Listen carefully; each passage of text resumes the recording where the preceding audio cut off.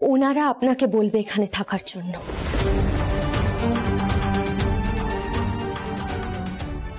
আমি যেভাবেই হোক এটা করে দেখাবো। আপনি তো বলেন গান সবসময় মানুষকে এক করে, ভালো কিছু করে, মনটা বড় করে। তাহলে এই দুই পরিবারের যে শত্রুতা আছে, গান কি সেই শত্রুতা মেটাতে পারে না?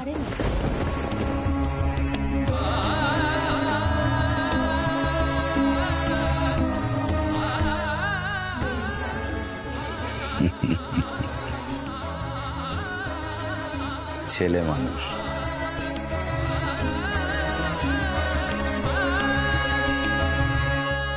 এইগুলো হইতেছে গিয়ে কেতাবি কথা। কেতাবি কথায় জগৎ চলে না বেটি, চলে না। হে অনেক বছর আগেকার কথা, বুঝলা। সুরমণ্ডলে একখান প্রতিযোগিতা হয়েছিল, আর সেই প্রতিযোগিতায়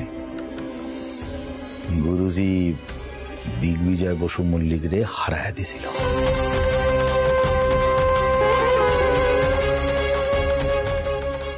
তখন সুরমণ্ডলে অনেক ভক্ত আছিল, তারা দিগ্বিজয় বসু মল্লিক রে খুব অপমান করল।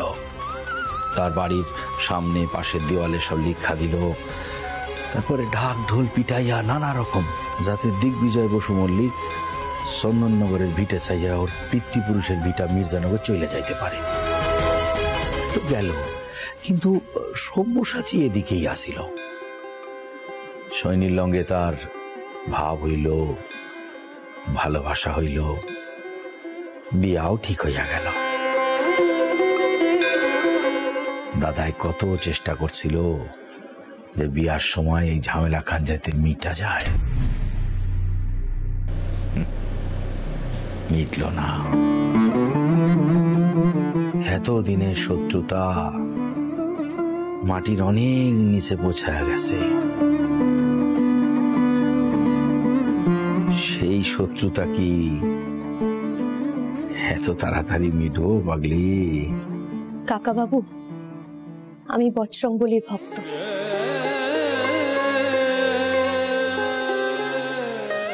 সব কঠিন কাজই বজরংবলীর নাম নিয়ে করা যায়।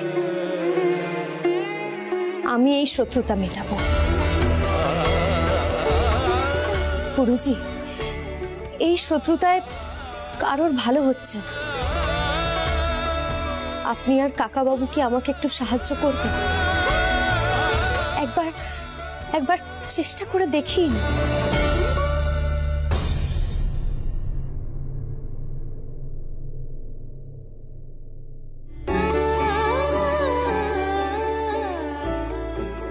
পিটু, আমিও ঠিক তোর মতনই ভাবতাম জানিস।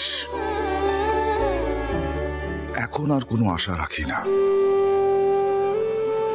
যাই হোক, তুই যখন বলছিস এত করে, তখন আমি আর উদয়, আমরা দুজন তোর পাশে আছি।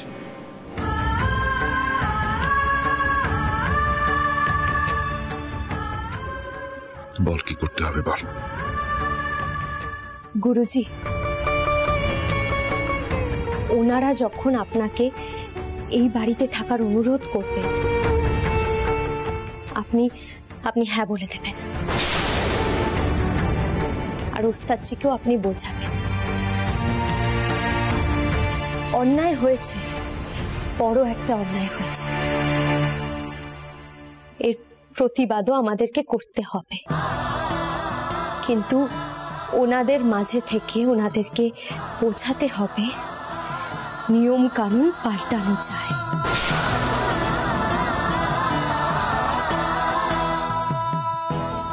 সকলের ভালোর জন্য যদি নিজেকে একটু স্বার্থত্যাগ করতে হয়, তাতে তো কোনো দোষ নেই গুরুজি, তাই না?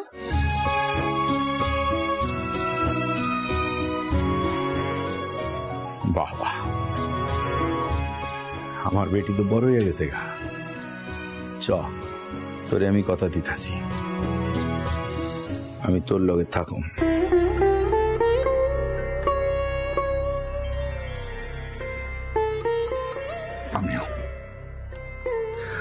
আমিও আছি তোর পাশে। সত্যি তো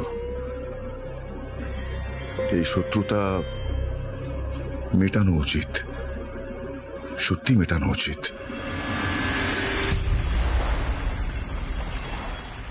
মামুনি,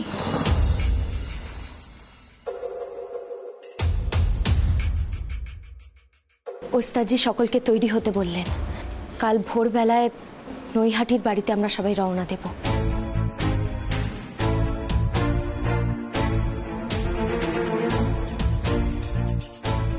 এসবের মানে কি? না না, বাবা যেখানে এত কিছু করলেন তার বংশধরকে ফিরিয়ে নিয়ে যাওয়ার জন্য, তা সেখানেও নৈহাটি চলে যাচ্ছে। আচ্ছা, এই আদিত্য নিজেকে ভাবেটা কি? আমার ছেলের ওপর কিসের এত অধিকার? আর তোমাকেও বলি হারি, কিভাবে আমার ছেলের মনটা বিষিয়ে দিয়েছো সেটা দেখতে পাচ্ছ? তোমরা যা যা করেছো তারপরেও মন বিষিয়ে তোলার দরকার পড়ে কারোর? এইভাবে না সুরমণ্ডলটা দখল করতে পারবে, কিন্তু মান সম্মানটা পাবে না। কি মনে হয় তোমার ছাত্রছাত্রীরা বসু মল্লিক সুরনিকেতনে গান শিখতে রাজি হবে? বাবা তো এসেই বলে দিলেন সুরমণ্ডলের নাম পাল্টে যাবে। আচ্ছা, তুমি তো একসময় আদিত্যদার বন্ধু ছিলে, এই সব শত্রুতার কথা জেনেও তুমি বন্ধুত্ব করেছিলে। তোমারও এই জোচ্চুরিটা করতে এতটুকু বাঁধলো না? না, বাঁধলো না। কেন বাঁধবে বলতে পারো? ও তো আমার বন্ধু, ভেবেছে একবারও আমার কথা?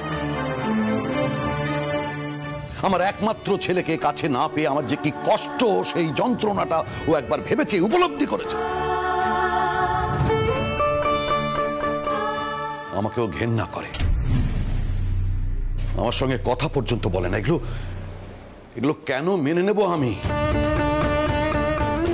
এখনো আমার ছেলের ওপর ওর কিসের এত অধিকার? কোন অধিকারে আমার ছেলেকে নিয়ে ও নৈহাটি যাচ্ছে? একবার যদি আমার ছেলেকে ও বুঝিয়ে বলতো, তাহলে তো আহির আমার কাছে ফিরে আসতো, তাই না? আমি একটা কথা বলবো। জানি আমি অনেক ছোট, এসব বিষয়ে আমার কথা বলার কোনো অধিকার নেই, তবুও যা অবস্থা তাতে এটুকু তো বলতেই হতো। ওস্তাদজি কিন্তু গুরুজিকে ছেড়ে কখনোই থাকবেন না, তাই ওস্তাদজিকে আটকাতে হলে গুরুজিকে সুরমণ্ডল ছেড়ে যেতে দিলে হবে না।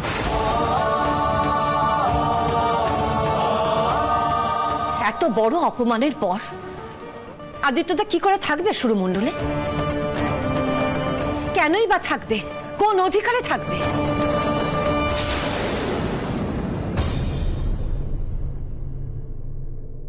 মামুনি, আমি যে কথাটা বলছি এটা ছাড়া আর কোনো উপায় নেই ওস্তাদজিকে আটকানোর।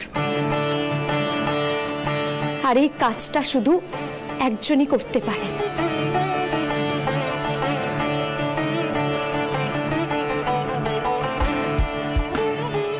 আপনি। আমি?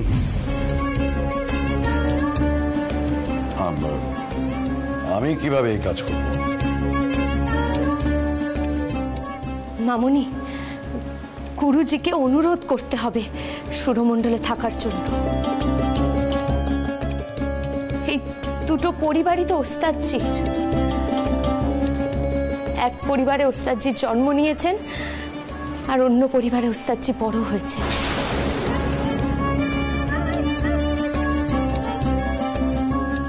এই দুই পরিবারের শত্রুতার মাঝে সব থেকে বেশি লজ্জিত হচ্ছেন ওস্তাদজি। তাই ওস্তাদজির জন্য এটুকু আমাদেরকে করতেই হবে মামুনি। আর গুরুজির তো একটা সম্মান আছে। উনি তো নিজে থেকে এভাবে থেকে যেতে পারেন না সুরমণ্ডলে। বেশ,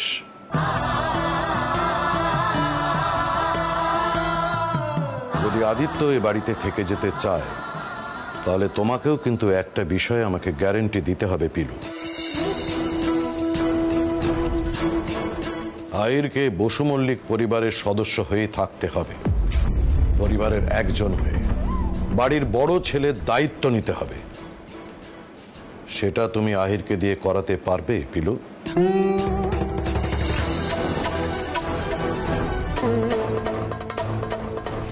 আহির কি করবে না করবে সেটা পিলু কি করে জানবে? তুমি তোমার ছেলেকে চেনো না? ও যেমন একগুঁয়ে তেমন জেদি। কোনো দিনও কোনো অন্যায় সহ্য করেনি আহির। ও কাউকে কোনো তাহলে আমিও কোনো কথা দিতে পারবো না সোহিনী।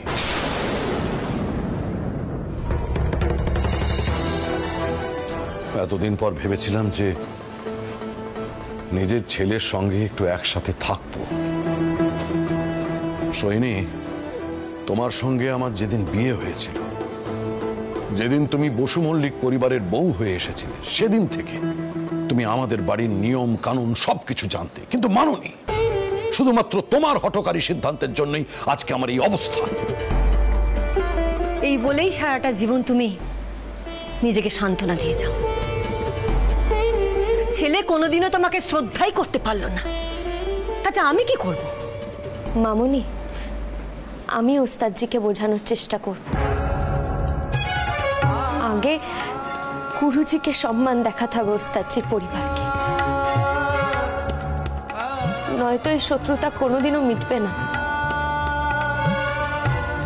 আমি চাই এই শত্রুতা মেটাতে মামুনি। আমি চাই না আমার বাবা আর আমার শ্বশুর বাড়ির মধ্যে এই শত্রুতাটা থাকুক।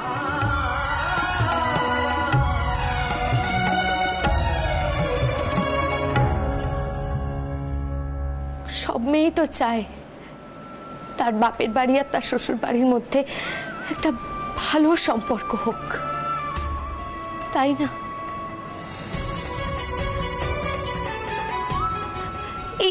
এই সর্বনাশটা হতোই না যদি এই শত্রুতার রেষারেষি না থাকতো।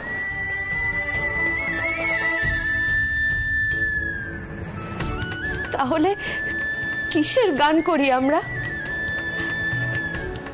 গান তো মিলন ঘটায়, শত্রুতা তো বাড়ায় না, তাই না মামুনি?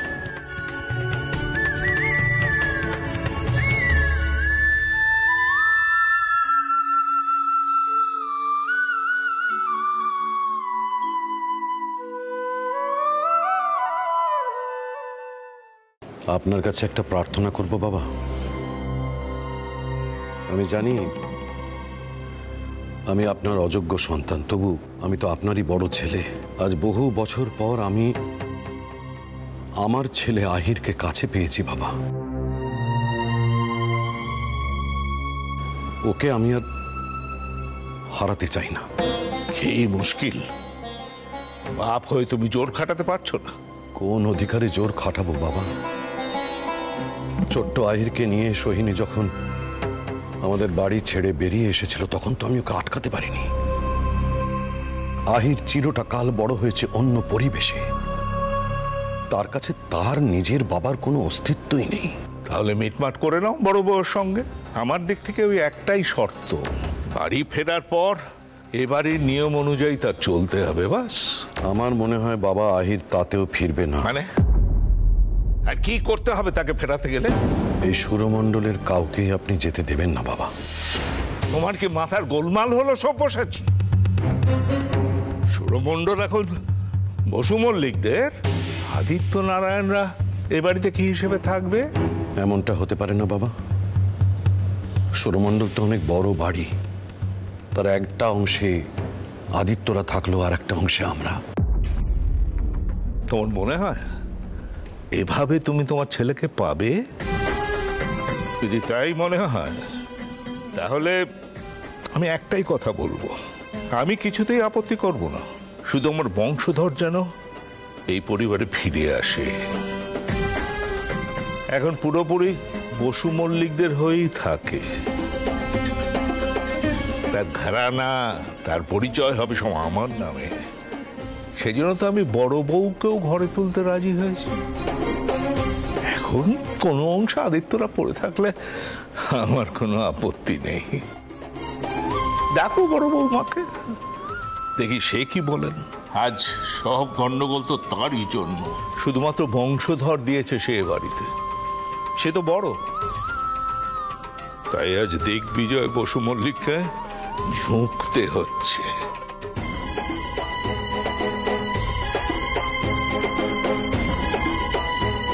বাবা, আপনার কি মনে হয় এভাবে আমরা আহিরকে ফিরিয়ে আনতে পারবো? আমার তো মনে হয় না। এত বছর ধরে ওর কানে আমাদের বিরুদ্ধে অনেক বিষ ঢালা হয়েছে। আমি বলছি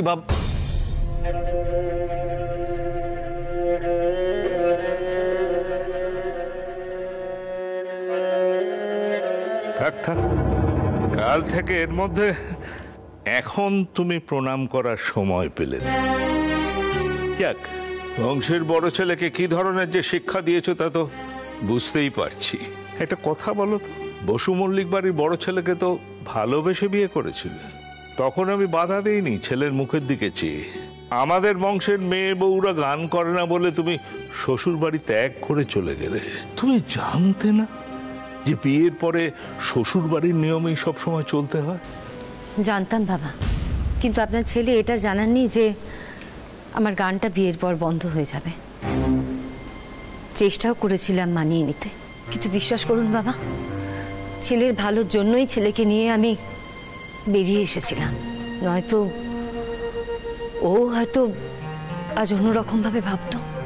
হয়তো হয়তো মল্লারের মতোই ঠাকুরদার জন্য অত ন্যায় অন্যায় না ভেবে পরিবারের সম্মানটাকে বড় করে দেখতো।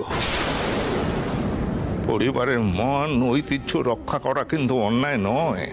তোমার ধারণা নেই জ্ঞানেন্দ্র প্রসাদের সবাই আমার কতটা লাঞ্ছনা ভোগ করতে হয়েছিল। আমার নাতি যে আমার জীবদ্দশায় সুরমণ্ডলকে আমার কাছে এনে দিতে পেরেছে, তার জন্য আমি গর্বিত। আমাকে অনুমতি দিন, তবে আপনি ডেকেছিলেন তাই আমি এসেছিলাম। দাঁড়াও, আমি চাই আমার বংশধর পরিবারে ফিরে আসুক। আহিরের জন্য আমি তোমার অন্যায় ক্ষমা করছি। সব্যসাচী যা চাইল সেও মেনে নিলাম। এবার যেতে পারো।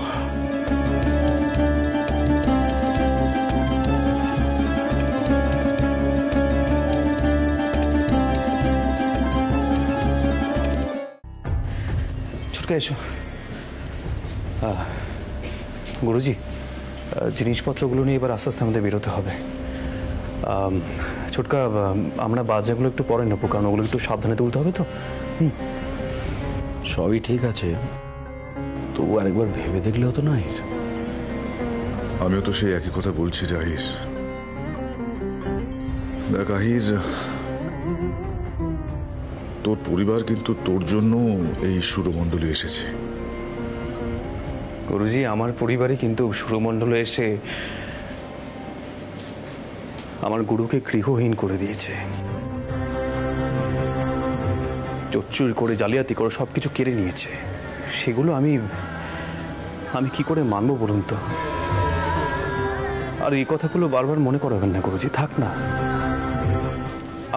আমরা বরং রওনা হয়ে গুরুজি। কেউ কোথাও যাচ্ছে না আহির।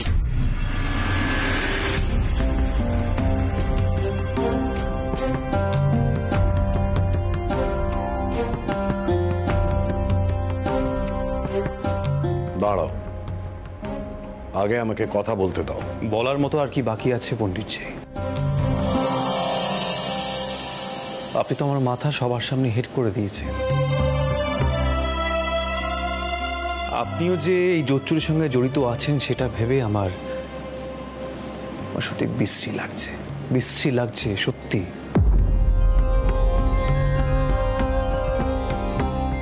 নিজের বাবার সঙ্গে এই ভাষায় কথা বলাটা বুঝি তোমার গুরুজির শিক্ষা?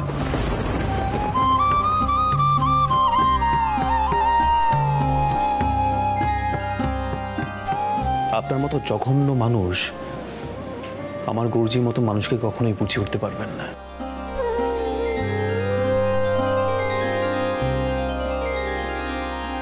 তাই আমার গুরুজি আমায় কি শিক্ষা দিয়েছে সেটা না বোঝার চেষ্টা করবেন না, দয়া করে সরে দাঁড়ান। এবার আমাদের বেরোতে হবে। বললাম তো কেউ কোথাও যাচ্ছে না। যাচ্ছে না মানেটা কি?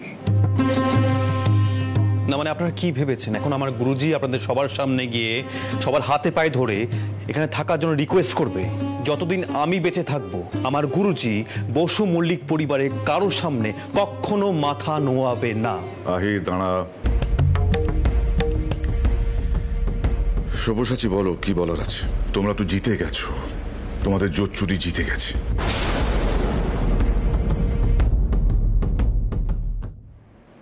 জোচ্চুরিটা করতে তো তুমি বাধ্য করেছো আদিত্য।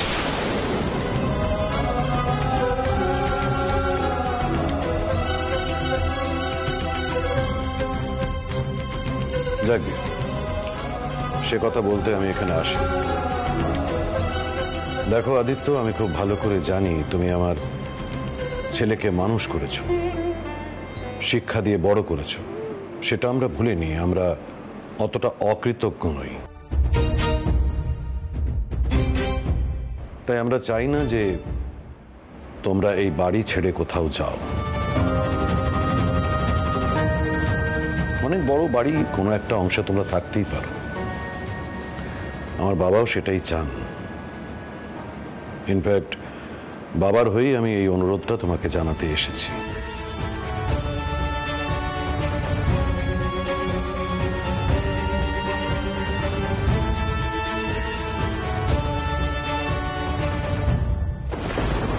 যদি আদিত্য এই বাড়িতে থেকে যেতে চায় তাহলে তোমাকেও কিন্তু একটা বিষয় আমাকে গ্যারান্টি দিতে হবে। আহিরকে বসু মল্লিক পরিবারের সদস্য হয়ে থাকতে হবে, পরিবারের একজন, বাড়ির বড় ছেলের দায়িত্ব নিতে হবে। সেটা তুমি আহিরকে দিয়ে করাতে পারবে?